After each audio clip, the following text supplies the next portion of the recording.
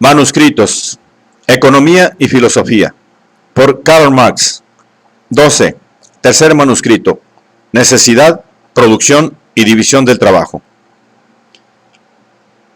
Hemos visto qué significación tiene, en el supuesto del socialismo, la riqueza de las necesidades humanas, y por ello también un nuevo modo de producción, y un nuevo objeto de la misma, nueva afirmación de la fuerza esencial humana y nuevo enriquecimiento de la esencia humana. Dentro de la propiedad privada, el significado inverso.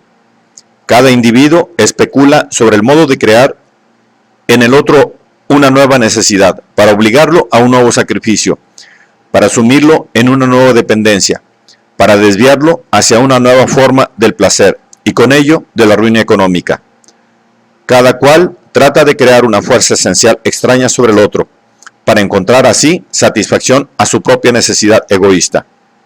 Con la masa de objetos crece, pues, el reino de los seres ajenos a los que el hombre está sometido, y cada nuevo producto es una nueva potencia del recíproco engaño y la recíproca explotación.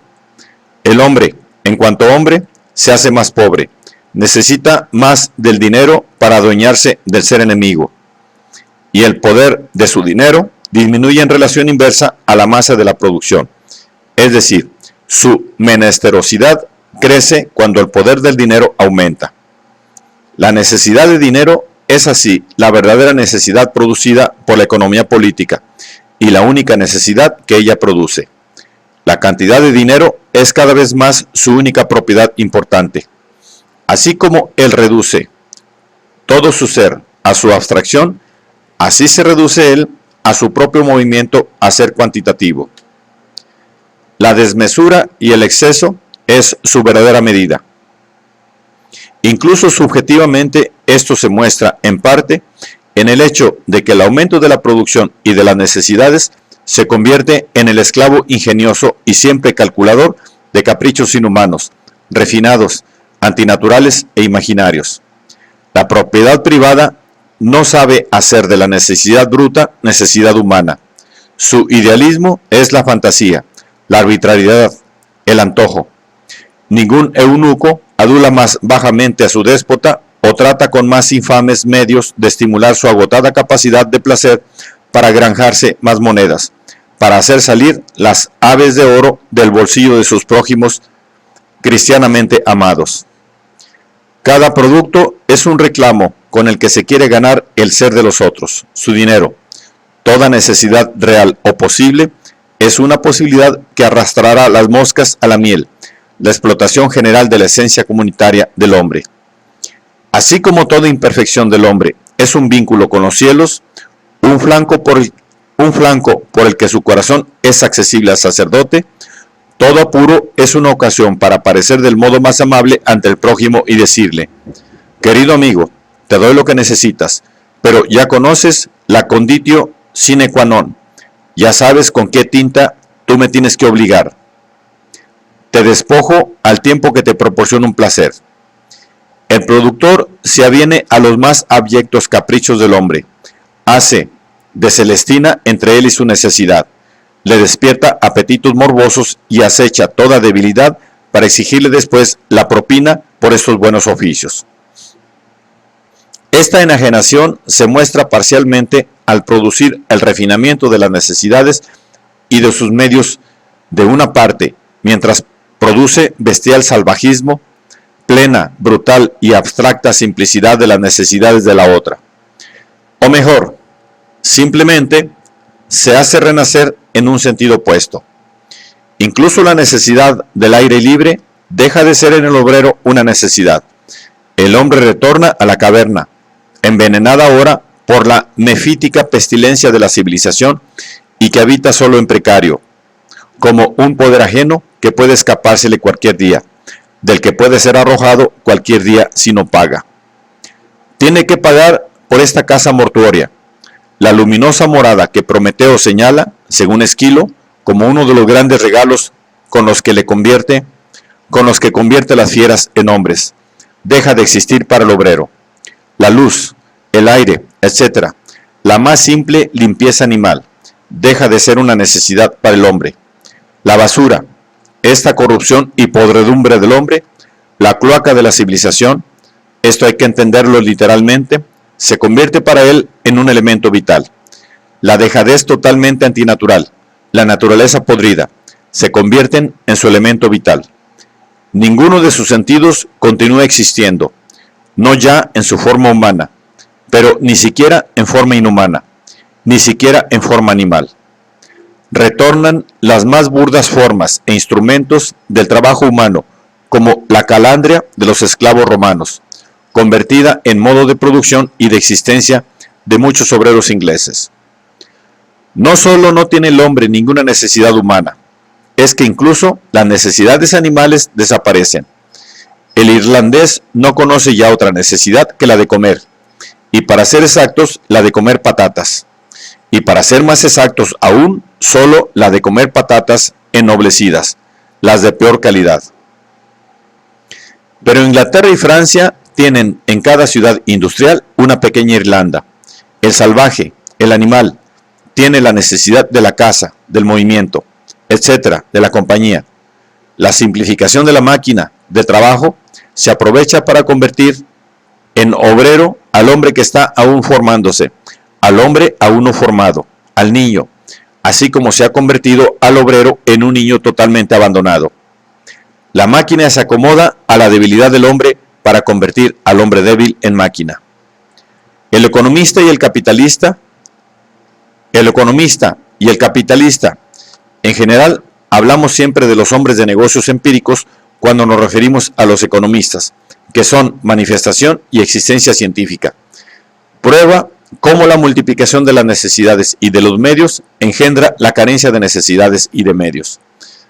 Primero, al reducir la necesidad del obrero al más miserable e imprescindible mantenimiento de la vida física y su actividad al más abstracto movimiento mecánico. El economista afirma que el hombre no tiene ninguna otra necesidad, ni respecto de la actividad, ni respecto del placer, pues también proclama esta vida como vida y existencia humanas. Segundo, al emplear la más mezquina existencia como medida general, porque es válida para la masa de los hombres, hace del obrero un ser sin sentidos y sin necesidades, del mismo modo que hace de su actividad una pura abstracción de toda actividad. Por esto, todo lujo del obrero le resulta censurable, y todo lo que excede de la más abstracta necesidad, sea como goce pasivo o como exteriorización vital, le parece un lujo. La economía política, esa ciencia de la riqueza, es así también, al mismo tiempo, la ciencia de la renuncia, de la privación, del ahorro, y llega realmente a ahorrar al hombre la necesidad del aire puro o del movimiento físico. Esta ciencia de la industria maravillosa es al mismo tiempo la ciencia del ascetismo, y su verdadero ideal es el avaro ascético, pero usurero, y el esclavo ascético, pero productivo. Su ideal moral es el obrero que lleva a la caja de ahorro una parte de su salario e incluso ha encontrado un arte servil para esta su idea favorita. Se ha llevado esto al teatro en forma sentimental. Por esto, la economía, pese a su mundana y placentera apariencia, es una verdadera ciencia moral, la más moral de las ciencias. La autorrenuncia, la renuncia a la vida y a toda humana necesidad es su dogma fundamental. Cuanto menos comas y bebas, cuanto menos licores compres, cuanto menos vayas al teatro, al baile, a la taberna, cuanto menos pienses, ames, teorices, cantes, pintes, esgrimas, etc., tanto más ahorras, tanto mayor se hace tu tesoro al que ni polillas ni herrumbre devoran, tu capital. Cuanto menos eres, cuanto menos exteriorizas tu vida, tanto más tienes, tanto mayor es tu vida enajenada y tanto más almacenas de tu esencia. Todo lo que el economista te quita en vida y en humanidad, te lo restituye en dinero y riqueza, y todo lo que no puedes, lo puede tu dinero. Él puede comer y beber, ir al teatro y al baile, conoce el arte, la sabiduría, las rarezas históricas, el poder político, puede viajar, puede hacerte dueño de todo esto, puede comprar todo esto. Es la verdadera opulencia. Pero siendo todo esto, el dinero no puede más que crearse a sí mismo, comprarse a sí mismo, pues todo lo demás es siervo suyo. Y cuando se tiene al Señor, se tiene al siervo, y no se le necesita. Todas las pasiones y toda actividad deben, pues, disolverse en la avaricia. Disolverse en la avaricia. El obrero solo debe tener lo suficiente para querer vivir y solo debe querer vivir para tener. Verdad es que en el campo de la economía política surge ahora una controversia. Un sector, Lauderdale, Malthus, etc., recomienda el lujo y execra el ahorro. El otro, Say, Ricardo, etc., recomienda el ahorro y execra el lujo. Pero el primero confiesa que quiere el lujo para producir el trabajo, es decir, el ahorro absoluto, y el segundo confiesa que recomienda el ahorro para producir la riqueza, es decir, el lujo. El primer grupo tiene la romántica ilusión de que la avaricia sola no debe determinar el consumo de los ricos y contradice sus propias leyes al presentar el despilfarro inmediatamente como un medio de enriquecimiento. Por esto, el grupo opuesto le demuestra de modo muy serio y circunstanciado que mediante el despilfarro disminuyó y no aumentó mi caudal. Este segundo grupo cae en la hipocresía de no confesar que precisamente el capricho y el humor determinan la producción. Olvida la necesidad refinada. Olvida que sin consumo no se producirá. Olvida que sin consumo no se producirá. Olvida que mediante la competencia la producción solo ha de hacerse más universal, más lujosa. Olvida que para él el uso determina el valor de la cosa y que la moda determina el uso. Desea haber producido solo lo útil, pero olvida que la producción de demasiadas cosas útiles produce demasiada población inútil. Ambos grupos olvidan que despilfarro y ahorro, lujo y abstinencia, riqueza y pobreza son iguales. Y no solo debes privarte de tus sentidos inmediatos, como comer, etc., también la participación en intereses generales, compasión, confianza, etc.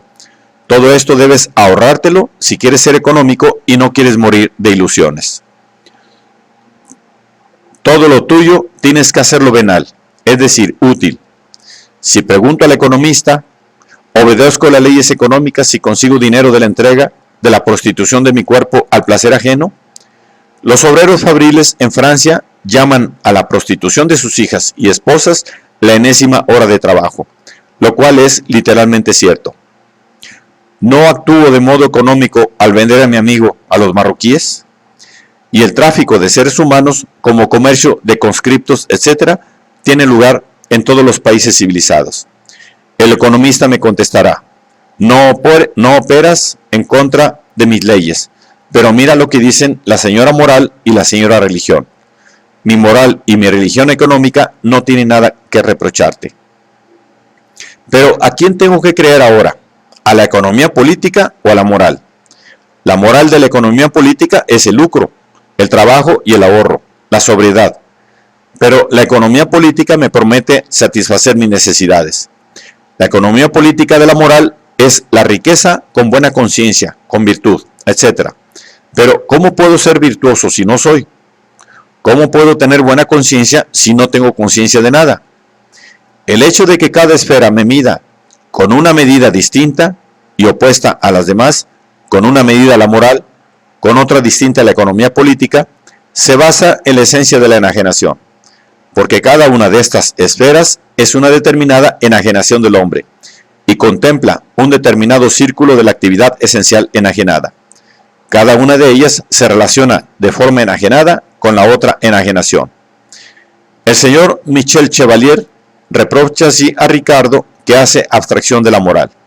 Ricardo, sin embargo, deja a la economía política hablar su propio lenguaje. Si ésta no habla moralmente, la culpa no es de Ricardo. M. Chevalier hace abstracción de la economía política en cuanto moraliza, pero real y necesariamente hace abstracción de la moral en cuanto cultiva la economía política. La relación de la economía política con la moral, cuando no es arbitraria, ocasional, y por ello trivial y acientífica, Cuando no es una apariencia engañosa, cuando se la considera como esencial, no puede ser sino la relación de las leyes económicas con la moral. ¿Qué puede hacer Ricardo si esta relación no existe? ¿O si lo que existe es más bien lo contrario? Por lo demás, también la oposición entre economía política y moral es solo una apariencia y no tal oposición. La economía política se limita a expresar a su manera las leyes morales. La ausencia de necesidades como principio de la economía política resplandece sobre todo en su teoría de la población. Hay demasiados hombres. Incluso la existencia de los hombres es un puro lujo, y si el obrero es moral, Mill propone alabanzas públicas para aquellos que se muestren continentes en las relaciones sexuales y una pública reprimienda para quienes pequen contra una esterilidad del matrimonio. ¿No es esta doctrina ética del ascetismo? Será ahorrativo en la fecundación. La producción del hombre aparece como calamidad pública. El sentido que la producción tiene en lo que respecta a los ricos se muestra abiertamente en el sentido que para los pobres tiene. Hacia arriba, su exteriorización es siempre refinada, encubierta, ambigua, apariencia. Hacia abajo, grosera, directa, franca, esencial. La grosera necesidad del trabajador es una fuente de lucro mayor que la necesidad refinada del rico. Las viviendas subterráneas de Londres le rinden a sus arrendadores más que los palacios, es decir, en lo que a ellos concierne, son una mayor riqueza. Hablando en términos de economía política, son, pues, una mayor riqueza social. Y así como la industria especula sobre el refinamiento de las necesidades, así también especula sobre su tosquedad, sobre su artificialmente producida tosquedad, cuyo verdadero goce es el autoaturdimiento. Esta aparente satisfacción de las necesidades, esta civilización dentro de la grosera barbarie de la necesidad. Las tascas inglesas son, por eso, representaciones simbólicas de la propiedad privada. Su lujo muestra la verdadera relación del lujo y la riqueza industriales con el hombre. Por esto, son, con razón, los únicos esparcimientos dominicales del pueblo que la policía inglesa trata al menos con suavidad. Hemos visto ya cómo el economista establece de diversas formas la unidad de trabajo y capital. Primero, el capital es trabajo acumulado. Segundo, la determinación del capital dentro de la producción, en parte la reproducción del capital con beneficio, en parte el capital como materia prima, materia de trabajo, en parte como instrumento que trabaja por sí mismo. La máquina es el capital establecido inmediatamente como idéntico al obrero, es el trabajo productivo. Tercero, el obrero es un capital. Cuarto, el salario forma parte de los costos del capital. Quinto, en lo que al obrero respecta, el trabajo es la reproducción de su capital vital. Sexto, en lo que al capitalista toca, es un factor de la actividad de su capital. Finalmente, séptimo, el economista supone la unidad original de ambos como unidad del capitalista y el obrero. Esta es la paradisíaca situación originaria. El que estos dos momentos se arrojen el uno contra el otro, como dos personas, es, para el economista, un acontecimiento casual, y que por eso solo externamente puede explicarse. Véase Mill. Las naciones que están aún cegadas por el brillo de los metales preciosos, y por ello adoran todavía el fetiche del dinero metálico, no son aún las naciones dinerarias perfectas. Oposición de Francia e Inglaterra. En el fetichismo, por ejemplo, se muestra hasta qué punto es la solución de los enigmas teóricos una tarea de la práctica, una tarea mediada por la práctica. Hasta qué punto la verdadera práctica es la condición de una teoría positiva y real. La conciencia sensible del fetichista es distinta de la del griego, porque su existencia sensible también es distinta. La enemistad abstracta entre sensibilidad y espíritu es necesaria en tanto que el sentido humano para la naturaleza, el sentido humano de la naturaleza y por tanto también el sentido natural del hombre no ha sido todavía producido por el propio trabajo del hombre. La igualdad no es otra cosa que la traducción francesa, es decir, política del alemán, yo igual a yo. La igualdad como fundamento del comunismo es su fundamentación política, y es lo mismo que cuando el alemán lo funda en la concepción del hombre como autoconciencia universal. Se comprende que la superación de la enajenación parte siempre de la forma de enajenación que constituye la potencia dominante. En Alemania, la autoconciencia. En Francia, la igualdad, a causa de la política. En Inglaterra, la necesidad práctica, material, real, que solo se mide a sí misma. Desde este punto de vista, hay que criticar y apreciar a Proudhon. Si caracterizamos aún el comunismo mismo, porque es negación de la negación, apropiación de la esencia humana que se media a sí misma a través de la negación de la propiedad privada, por ello todavía no como la posición verdadera que parte de sí misma, sino más bien como la posición que parte de la propiedad privada. Extrañamiento de la vida humana permanece y continúa siendo tanto mayor extrañamiento cuanto más conciencia de él como tal se tiene, puede ser realizado. Así, solo mediante el comunismo puesto en práctica puede realizarse. Para superar la propiedad privada, basta el comunismo pensado. Para superar la propiedad privada real, se requiere una acción comunista real. La historia la aportará y aquel movimiento que ya conocemos en pensamiento como un movimiento que se supera a sí mismo, atravesará en la realidad un proceso muy duro y muy extenso. Debemos considerar, sin embargo, como un verdadero y real progreso el que nosotros hayamos conseguido de antemano conciencia tanto de la limitación como de la finalidad del movimiento histórico, y una conciencia que lo sobrepasa. Cuando los obreros comunistas se asocian, su finalidad es inicialmente la doctrina, la propaganda, etc. Pero al mismo tiempo adquieren con ello una nueva necesidad, la necesidad de la sociedad. Y lo que parecía medio se ha convertido en fin.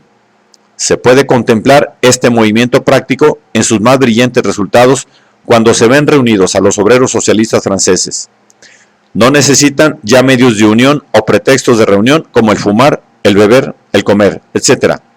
La sociedad, la asociación, la charla, que a su vez tienen la sociedad como fin, les bastan.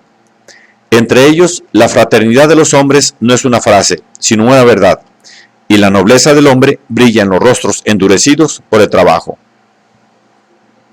Cuando la economía política afirma que la demanda y la oferta se equilibran mutuamente, está al mismo tiempo olvidando que, según su propia afirmación, la oferta de hombres, teoría de la población, excede siempre de la demanda, que por tanto, en el resultado esencial de toda la producción, la existencia de hombres, encuentra su más decisiva expresión, la desproporción entre oferta y demanda. ¿En qué medida es el dinero, que aparece como medio, el verdadero poder y el único fin? ¿En qué medida el medio en general, que me hace ser, que me hace mío el ser objetivo ajeno, es un fin en sí?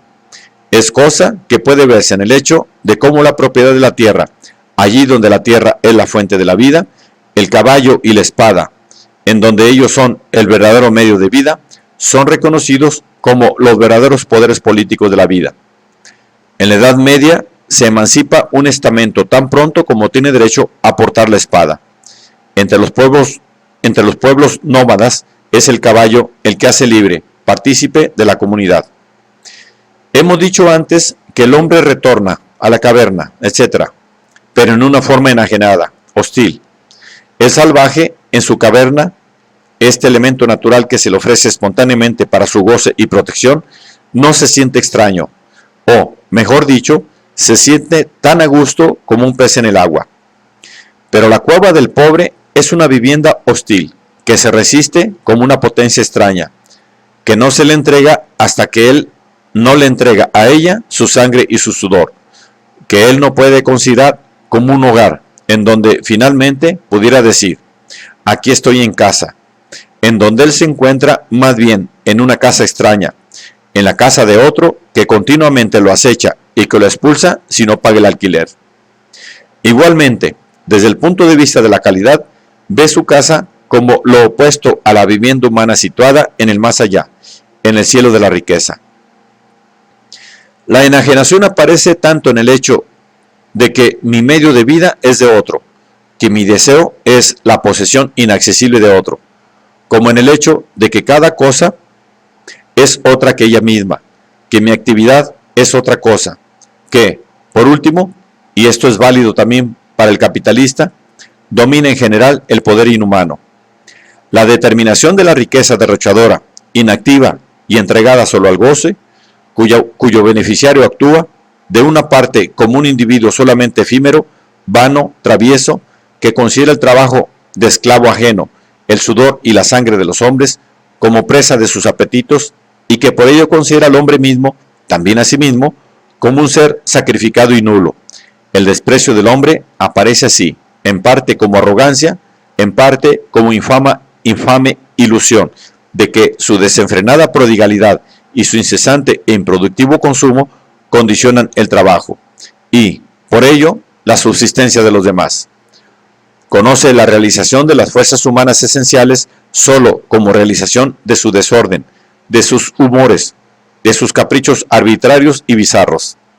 Sin embargo, esta riqueza, que por otra parte se considera a sí misma como un puro medio, una cosa digna solo de aniquilación, que es al mismo tiempo esclavo y señor, generosa y mezquina, caprichosa, vanidosa, petulante, refinada, culta e ingeniosa, esta riqueza no ha experimentado aún en sí misma la riqueza como un poder totalmente extraño. No ve en ella todavía más que su propio poder, y no la riqueza, sino el placer.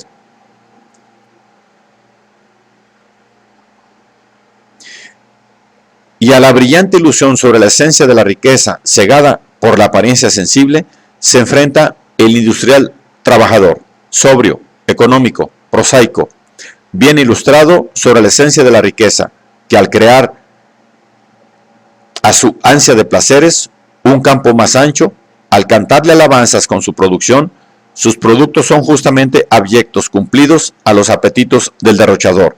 Sabe apropiarse de la única manera útil del poder que a aquel se le escapa.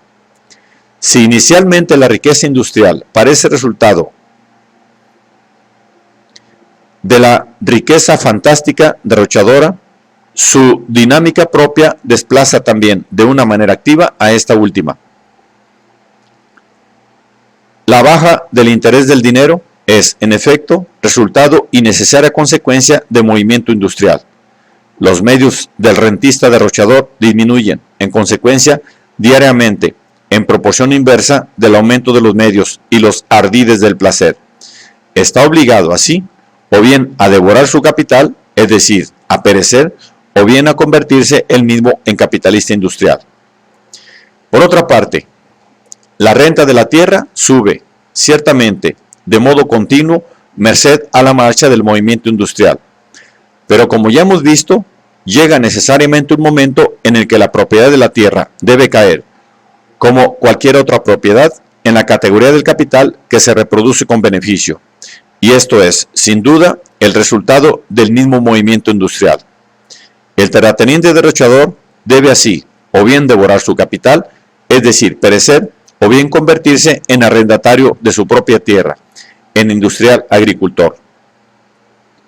La disminución del interés del dinero, que Proudhon considera como la supresión del capital y como tendencia hacia la socialización del capital, es por ello más bien solamente un síntoma del triunfo del capital trabajador sobre la riqueza derrochadora, es decir, de la transformación de toda propiedad privada en capital industrial. El triunfo absoluto de la propiedad privada sobre todas las cualidades aparentemente humanas de la misma y la subyugación plena del propietario privado a la esencia de la propiedad privada, al trabajo. Por lo demás, también el capital industrial goza. Él no retorna en modo alguno a la antinatural simplicidad de la necesidad, pero su placer es solo cosa secundaria, desahogo, placer subordinado a la producción, y por ello calculado, incluso económico, pues el capitalista carga su placer a los costos del capital y por esto aquel debe costarle solo una cantidad tal que sea restituida por la reproducción del capital con el beneficio. El placer queda subordinado al capital. y el individuo que goza subordinado al que capitaliza, en tanto que antes sucedía lo contrario. La disminución de los intereses no es así un síntoma de la supresión del capital, sino en la medida de que es un síntoma de su dominación plena, de su enajenación que se está planificando y, por ello, apresurando su superación. Esta es, en general, la única forma en que lo existente afirma a su contrario. La querella de los economistas en torno al lujo y el ahorro no es, por tanto, sino la querella de aquella parte de la economía política que ha penetrado la esencia de la riqueza con aquella otra que está aún lastrada de recuerdos románticos y antiindustriales. Ninguna de las dos partes sabe, sin embargo, reducir el objeto de la disputa a su sencilla expresión y, en consecuencia, nunca acabará la una con la otra. La renta de la tierra ha sido, además, demolida como renta de la tierra, pues en oposición al argumento de los fisiócratas de que el terrateniente es el único productor verdadero, la economía política moderna ha demostrado que el terrateniente, en cuanto tal, es más bien el único rentista totalmente improductivo. La agricultura sería asunto del capitalista, que daría este uso a su capital cuando pudiese esperar de ella el beneficio acostumbrado. La argumentación de los fisiócratas, que la propiedad de la tierra como sola propiedad productiva es la única que tiene que pagar impuestos al Estado y por tanto también la única que tiene que acordarlos y que tomar parte en la gestión del Estado. Se muda así en la afirmación inversa de que el impuesto sobre la renta de la tierra es el único impuesto sobre un ingreso improductivo y por esto el único impuesto que no es nocivo para la producción nacional. Se comprende que, así entendido, el privilegio político del terrateniente no se deduce ya de su carácter de principal fuente impositiva. Todo lo que Proudhon capta como movimiento del trabajo contra el capital no es más que el movimiento del trabajo en su determinación de capital industrial, contra el capital que no se consume como capital, es decir, industrialmente. Y este movimiento sigue su victorioso camino, es decir, el camino de la victoria del capital industrial. Se ve también que sólo cuando se capta el trabajo como esencia de la propiedad privada puede penetrarse el movimiento económico como tal en su determinación real. La sociedad, como aparece para los economistas, es la sociedad civil, en la que cada individuo es un conjunto de necesidades y solo existe para el otro, como el otro solo existe para él, en la medida en que se convierten en medio el uno para el otro. El economista, del mismo modo que la política en sus derechos del hombre, reduce todo al hombre, es decir, al individuo, del que borra toda determinación para esquematizarlo como capitalista o como obrero. La división del trabajo es la expresión económica del carácter social del trabajo, dentro de la enajenación. O bien, puesto que el trabajo no es sino una expresión de la actividad humana dentro de la enajenación, de la exteriorización vital como enajenación vital. Así también, la división del trabajo no es otra cosa que el establecimiento extrañado, enajenado, de la actividad humana, como una actividad genérica real o como actividad del hombre en cuanto ser genérico.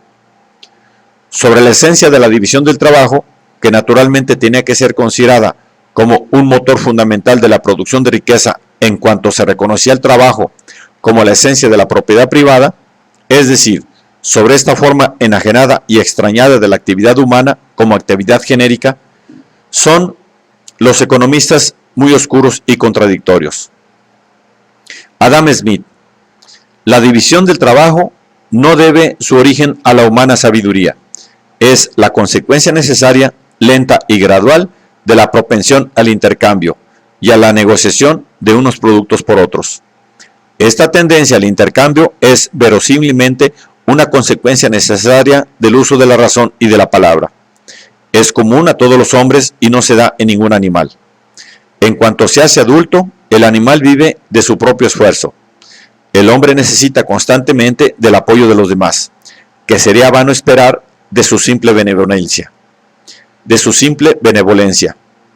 Es mucho más seguro dirigirse a su interés personal y convencerlos de que les beneficia a ellos mismos hacer lo que de ellos se espera. Cuando nos dirigimos a los demás, no lo hacemos a su humanidad, sino a su egoísmo. Nunca les hablamos de nuestras necesidades, sino de su conveniencia. Como quiera que es a través del cambio, el comercio, la negociación, como recibimos la mayor parte de los buenos servicios que recíprocamente necesitamos, es esta propensión a la negociación la que ha dado origen a la división del trabajo. Así, por ejemplo, en una tribu de cazadores o pastores hay alguno que hace arcos y flechas con más rapidez y habilidad que los demás. Frecuentemente cambia a sus compañeros ganado y caza por los instrumentos que él construye, y rápidamente se da cuenta de que por este medio consigue más cantidad de esos productos que cuando es él mismo el que va a cazar. Con un cálculo interesado, hace en consecuencia de la fabricación de arcos, etc., su ocupación principal. La diferencia de talentos naturales entre los individuos no es tanto la causa como el efecto de la división del trabajo. Sin la disposición de los hombres al comercio y el intercambio, cada cual se vería obligado a satisfacer por sí mismo todas las necesidades y comodidades de la vida. Cada cual hubiese tenido que realizar la misma tarea y no se hubiese producido esa gran diferencia de ocupaciones, que es la única que puede engendrar la gran diferencia de talentos. Y así, como es esa propensión al intercambio la que engendra la diversidad de talentos entre los hombres, es también esa propensión la que hace útil tal diversidad. Muchas razas animales, aun siendo todas de la misma especie, han recibido de la naturaleza una diversidad de caracteres mucho más grande y más evidente que la que puede encontrarse entre los hombres no civilizados. Por naturaleza, no existe entre un filósofo y un cargador ni la mitad de la diferencia que hay entre un mastín y un galgo, entre un galgo y un podenco, o entre cualquiera de estos y un perro pastor. Pese a ello, estas distintas razas, aún perteneciendo todas a la misma especie, apenas tienen utilidad las unas para las otras. El mastín no puede aprovechar la ventaja de su fuerza para servirse de la ligereza del galgo, etc. Los efectos de estos distintos talentos o grados de inteligencia no pueden ser puestos en común porque falta la capacidad o la propensión al cambio, y no pueden, por tanto, aportar nada a la ventaja o comunidad común de la especie. Cada animal debe alimentarse y protegerse a sí mismo, con absoluta independencia de los demás.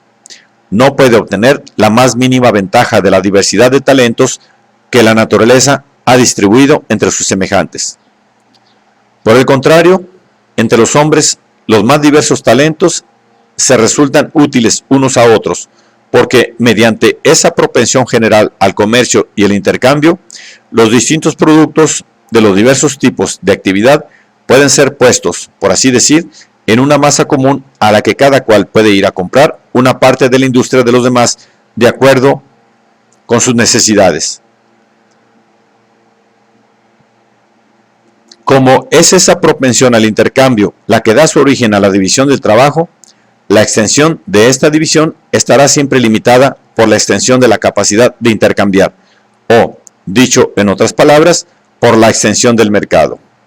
Si el mercado es muy pequeño, nadie se animará a dedicarse por entero a una sola ocupación, ante el temor de no poder intercambiar aquella parte de su producción que excede de sus necesidades por el excedente de la producción de otro que él desearía adquirir. En una situación de mayor progreso, todo hombre vive del cambio y se convierte en una especie de comerciante, y la sociedad misma es realmente una sociedad mercantil.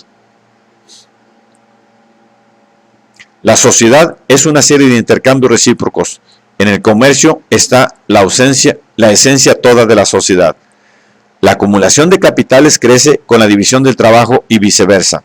Hasta aquí, Adam Smith.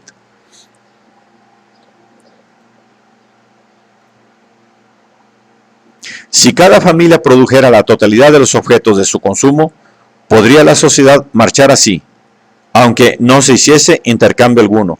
Sin ser fundamental, el intercambio es indispensable en el avanzado estadio de nuestra sociedad. La división del trabajo es un hábil empleo de las fuerzas del hombre que acrece, en consecuencia, los productos de la sociedad, su poder y sus placeres, pero reduce, aminora la capacidad de cada hombre tomado individualmente. La producción no puede tener lugar sin intercambio. Así habla J. B. Say. Las fuerzas inherentes al hombre son su inteligencia y su aptitud física para el trabajo.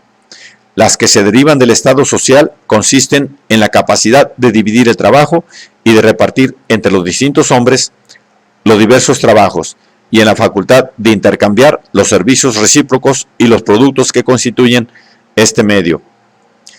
El motivo por el que un hombre consagra a otro sus servicios es el egoísmo. El hombre exige una recompensa por los servicios prestados a otro. La existencia del derecho exclusivo de propiedad es, pues, indispensable para que pueda establecerse el intercambio entre los hombres. Influencia recíproca de la división de la industria sobre el intercambio y del intercambio sobre esta división. Intercambio y división del trabajo se condicionan recíprocamente. Así Charbeck. Mill expone el intercambio desarrollado, el comercio, como consecuencia de la división del trabajo. La actividad del hombre puede reducirse a elementos muy simples. Él no puede, en efecto, hacer otra cosa que producir movimiento.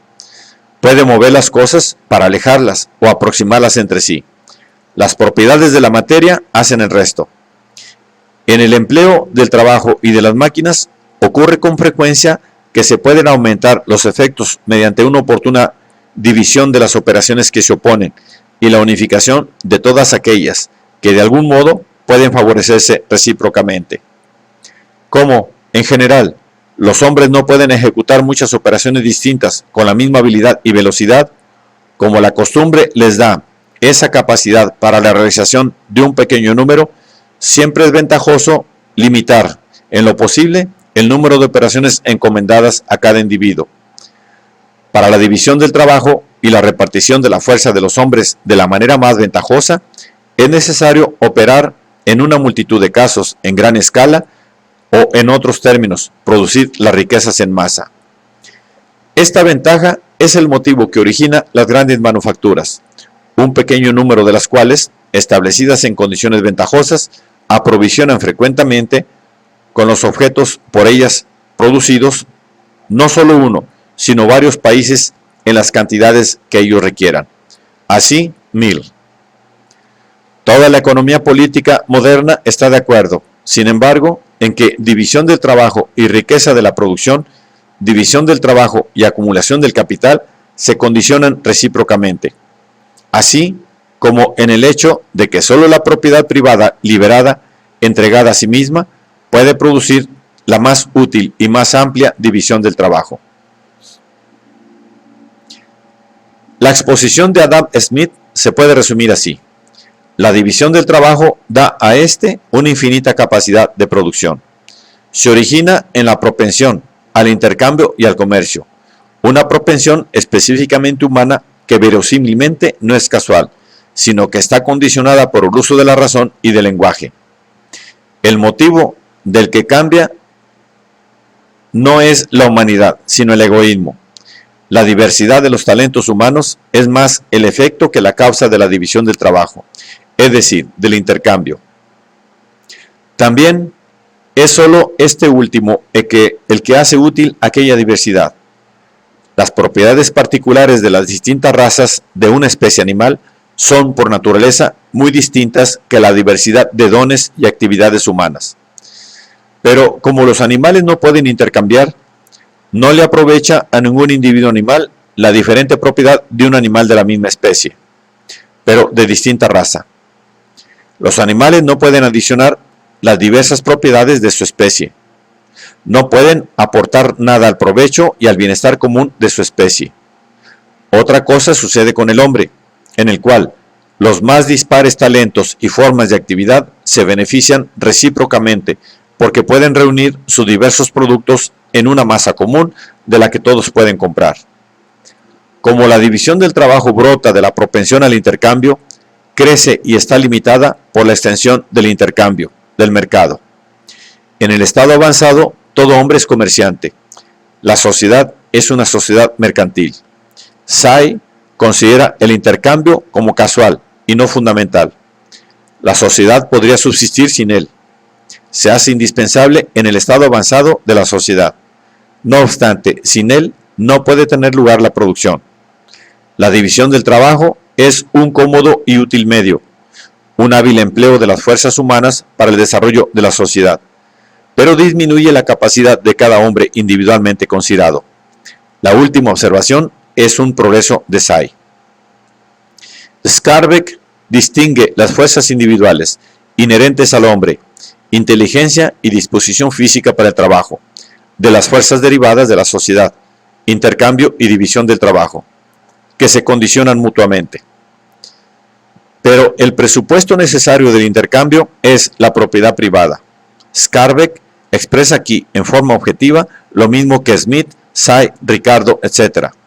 Dicen cuando señalan el egoísmo, el interés privado como fundamento del intercambio o el comercio como la forma esencial y adecuada del intercambio. Mill presenta el comercio como consecuencia de la división del trabajo.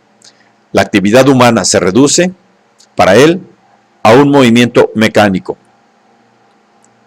División del trabajo y empleo de máquinas fomentan la riqueza de la producción. Se debe confiar a cada hombre un conjunto de actividades tan pequeño como sea posible. Por su parte, división del trabajo y empleo de máquinas condicionan la producción de la riqueza en masa y, por tanto, del producto. Este es el fundamento de las grandes manufacturas. El examen de la división del trabajo y del intercambio es de mayor interés porque son las expresiones manifiestamente enajenadas de la actividad y la fuerza esencial humana en cuanto a actividad y fuerza esencial adecuadas al género. Decir que la división del trabajo y el intercambio descansan sobre la propiedad privada no es sino afirmar que el trabajo es la esencia de la propiedad privada. Una afirmación que el economista no puede probar y que nosotros vamos a probar por él. Justamente aquí, en el hecho de que división del trabajo e intercambio son configuraciones de la propiedad privada, reside la doble prueba, tanto de que por una parte la vida humana necesitaba de la propiedad privada para su realización, como de que de otra parte ahora necesita la supresión y superación de la propiedad privada. División del trabajo e intercambio son los dos fenómenos que hacen que el economista presuma del carácter social de su ciencia y al mismo tiempo exprese inconscientemente la contradicción de esta ciencia, la fundamentación de la sociedad mediante el interés particular antisocial. Los momentos que tenemos que considerar son, en primer lugar, la propensión al intercambio, cuyo fundamento se encuentra en el egoísmo. Es considerada como fundamento o efecto recíproco de la división del trabajo. Say considera el intercambio como no fundamental para la esencia de la sociedad. La riqueza, la producción, se explican por la división del trabajo y el intercambio. Se concede el empobrecimiento y la degradación de la actividad individual por obra de la división del trabajo. Se reconoce que la división del trabajo y el intercambio son productores de la gran diversidad de los talentos humanos, una diversidad que a su vez se hace útil gracias a aquellos. Skarbek divide las fuerzas de producción o fuerzas productivas del hombre en dos partes. Inciso 1. Las individuales e inherentes a él, su inteligencia y su especial disposición o capacidad de trabajo. Inciso 2. Las derivadas de la sociedad, no del ámbito real, la división del trabajo y el intercambio. Inciso 2. Las derivadas de la sociedad, no del individuo real, la división del trabajo y el intercambio. Además, la división del trabajo está limitada por el mercado. El trabajo humano es simple movimiento mecánico. Lo principal lo hacen las propiedades materiales de los objetos.